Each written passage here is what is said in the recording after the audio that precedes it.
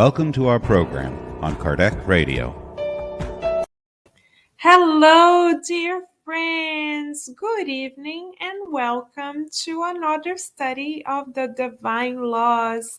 I am Correa and we are here every Tuesday at 9 p.m. Eastern Standard Time to nourish our souls together with immortal wisdom.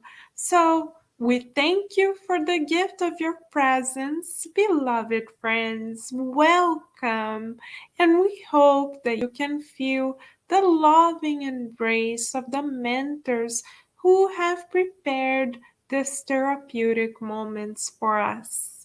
Tonight, the focus of our therapeutic conversations will be on question 900 of the Spirit's book by Allan Kardec. We shall read the question, then read the answer from the illuminated spirits, bring a highlight, think of a therapeutic exercise together, and finalize these blessed moments. Let us then begin by reading question 900 of the Spirit's book by Allan Kardec. In question 900, Kardec asks, do those who continue to accumulate assets without benefiting anyone have a valid excuse in saying that they are doing so in order to leave the assets to their heirs? We are so grateful to Kardec for asking this question, because though he asked this question more than a century ago, the question is still up to date, because many of us may be toying with this idea of saving our assets to our heirs as we speak. What do the illuminated minds working under the Christ have to say to all of us? Their answer is objective and illuminating, groundbreaking. Let us then read it. They answer in one sentence in the following manner. It attests to their bad principles. Wow, what a groundbreaking response.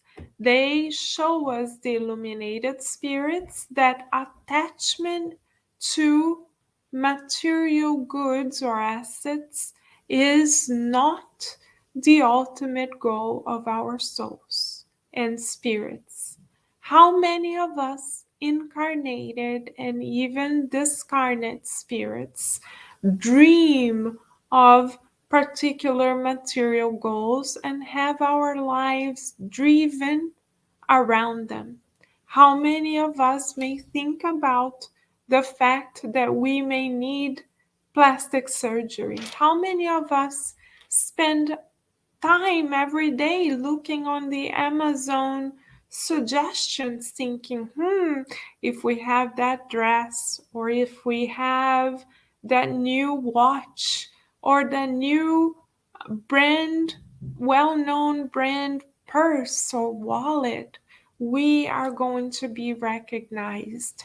How many of us attach our self-worth to particular brand, to particular practices, to particular fads that are in right now?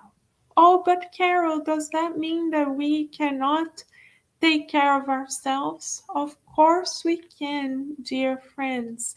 But we, as spirits who are temporarily connected to a physical body, need to remind ourselves of the true purpose of our reincarnation.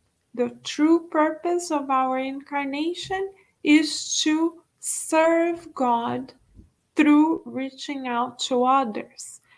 Even our physical bodies are but a means through which we achieve this goal. Also, Carol, should we not take care of our physical bodies then? No, dear friends, of course we should. Our physical bodies are treasures from on high, but taking care of our physical bodies and material assets solely cannot be our source of preoccupation of our attention 24/7, beloved friends. Let us illustrate why.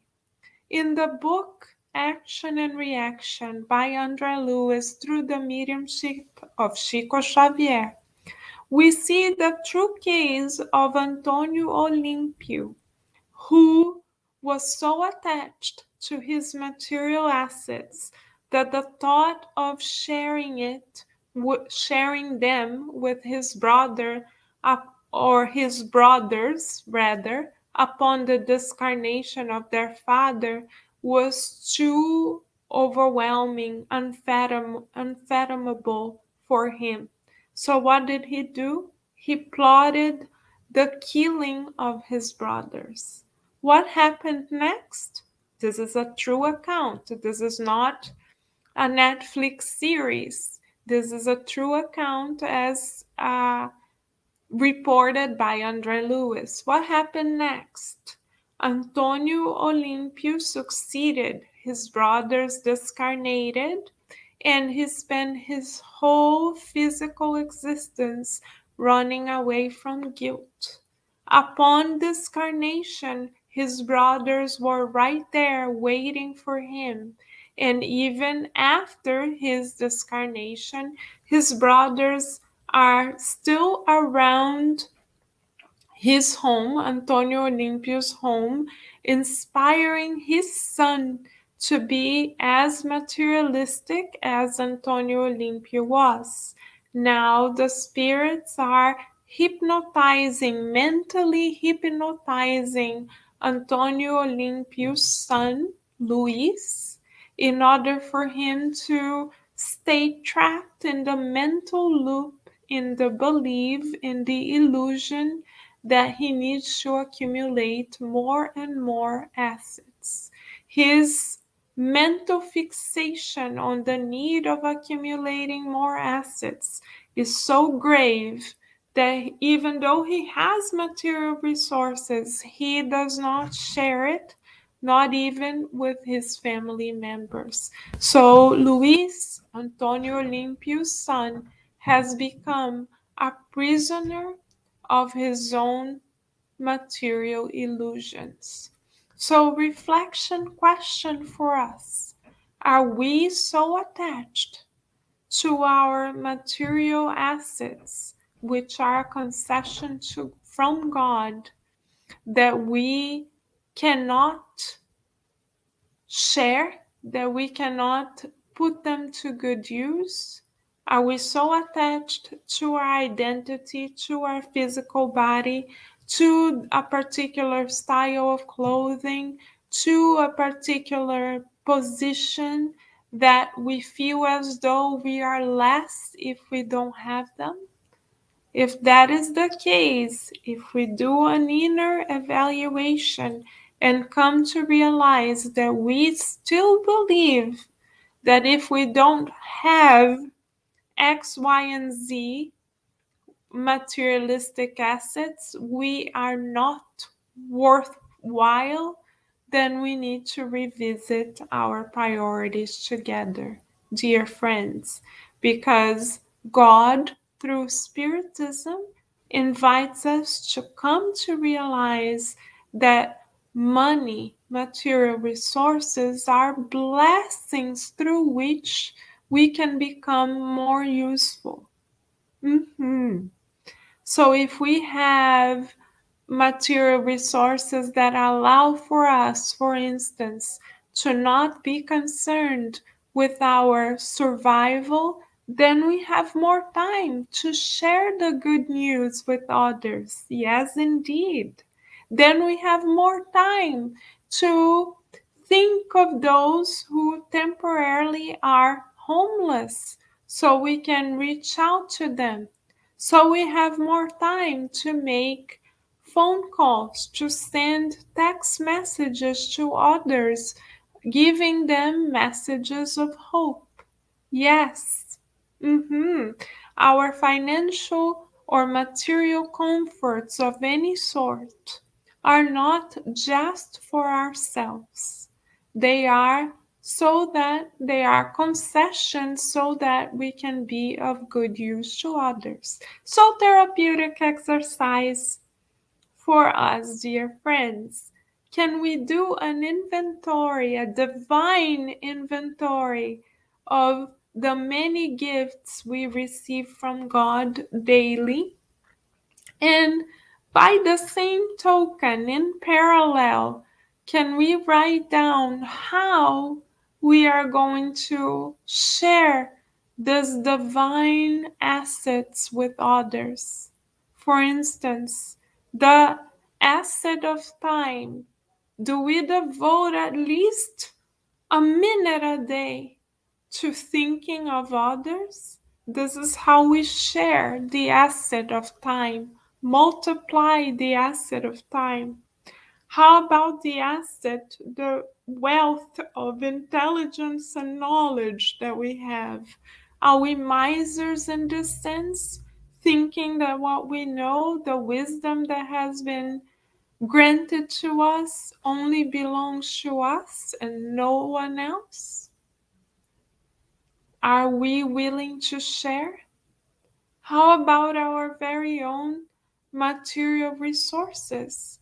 Are we willing to donate to others? Because in the book, Vote, I Came Back by Brother Jacob, we learn that Brother Jacob, though a spiritist, was so attached to his own belongings that even as he was discarnating, Dr. Bezerra de Menezes, who was there assisting him, could still see vibratory, energetic links connecting Brother Jacob to his favorite pen, to his favorite pair of glasses.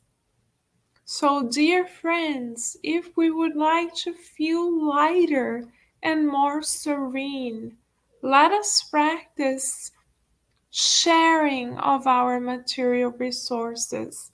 Let us do an exercise together. Let's say I have or we have this notebook and we like it very much. It is dear to us. Would we be willing to give it away? What if someone came and said to us, Carol, would it be okay if we took it? How would we respond? Let us then do this exercise, dear friends, together of giving of ourselves internally, of our thoughts, feelings, patience, time, attention, consideration, and giving of ourselves externally as well by offering a little bit of our many material resources to one another. Let us reach out to one another by multiplying the talents of time, patience, understanding, love, and intelligence on the one hand, and on the other hand, let us share at least a tiny bit of our financial resources with others as well. Nowadays, it is very easy to do both. We can donate to many worthy causes just by going on the internet, for instance.